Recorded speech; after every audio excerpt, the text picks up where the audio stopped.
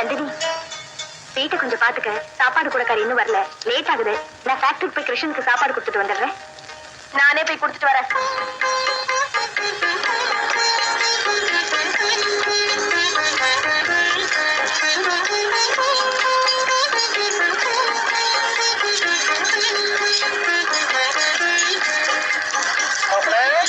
வணக்கம்மா.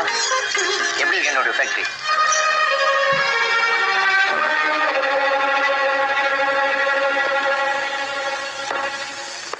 என் பொண்ணுக்கு என் மேல மகா கோபம் மாப்பிள. உங்க மேலேயுமா? என்ன அப்படி சொல்லிட்டீங்க? அப்ப உங்களை மன்னிச்சாலும் மன்னிப்பாளே தவிர என்ன மன்னிக்கவே மாட்டான். கல்யாணமான மறுநாளே பொட்டிய தூக்கிட்டு எங்க வீட்டுக்கு வந்தாலே ஞாபகம் இருக்கா? உங்க அக்கா டெலிபோன் பண்ணியா இந்த மாதிரி பொண்ணு வந்துகிட்டு இருக்கான்னு.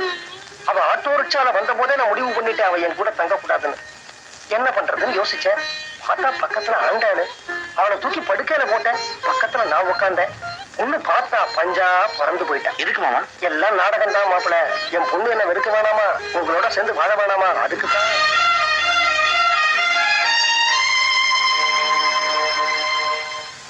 மாப்பிள, இன்னைக்கு நீங்க ஒரு சின்ன ஃபேக்டரி வச்சிருக்கீங்க. லைஃப்ல முன்னுக்கு வந்துகிட்டு இருக்கிறீங்க. எப்படி தெரியுமா? ஒரு நாளைக்கு நான் உங்க வீட்டுக்கு வந்தேன் மாப்பிள. என் பொண்ணு கிட்ட அடுத்த வேளை சோத்துக்கே அக்கா மாமா கையை எதிர்பார்க்கிற ஒரு வெட்டி பைய அப்படின்னு உங்களை பத்தி நான் சொன்னேன். அன்னைக்குதான் அவளுக்கு மகா கோபம் வந்தது. உங்களை உருவாக்கினா என்ன தூக்கி எறிஞ்சான். அவ என்ன தூக்கி எறிஞ்சானேன்னு கூட நான் வருத்தப்படல. படுபாவி பொண்ணு உங்களை எப்போ அணைச்சிக்க போறானோ அதை நினைச்சாதான் எனக்கு ரொம்ப வருத்தமா இருக்கும்.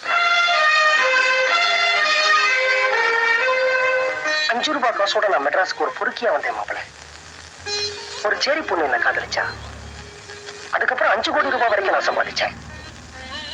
ஆனா அவ செத்ததுக்கு அப்புறம் 5 கோடியா தான் இருக்கு. 1 ரூபாய் கூட என்னால மேல சம்பாதிக்க முடியல. நான் சம்பாதிச்சதுக்கு காரணம் அவளோட சிரிச்ச முகம் தான் மாப்பிள. மாமா, நீ சொல்றது எனக்கு புரியல. மாப்பிள, இப்பெல்லாம் தனிமையில இருக்கிற போது மனசு பறந்துத்தனமா இது எல்லாமோ நினைக்கிறது. நீங்க முன்னுக்கு வர நேரம் மாடு மாதிரி உழைக்கிறீங்க.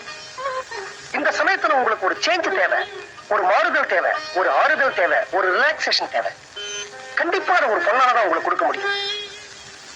எப்போ என் பொண்ணு அந்த மாறுதலை உங்களுக்கு கொடுக்கலையோ அந்த மாதிரி ஒரு பொண்ணை தேடி நீங்க போறதுல தப்பு இல்லைன்னு நான் நினைக்கிறேன் மாமா, அவளுக்கு என்ன பிடிக்குதோ பிடிக்கலையோ அதை பத்தி எனக்கு கவலை இல்லை. ஆனா நான் சாகிற வரைக்கும் அவளுக்கு தரும் எந்த பெண்ணையும் என் மனசால கூட நினைக்க மாட்டேன்.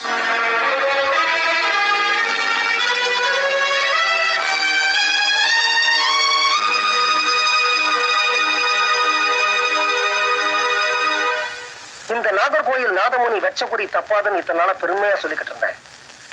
ஆனா உங்க விஷயத்துல குறி மட்டும் தப்பல, திருப்பி என்னையே சுட்டுடுச்சு.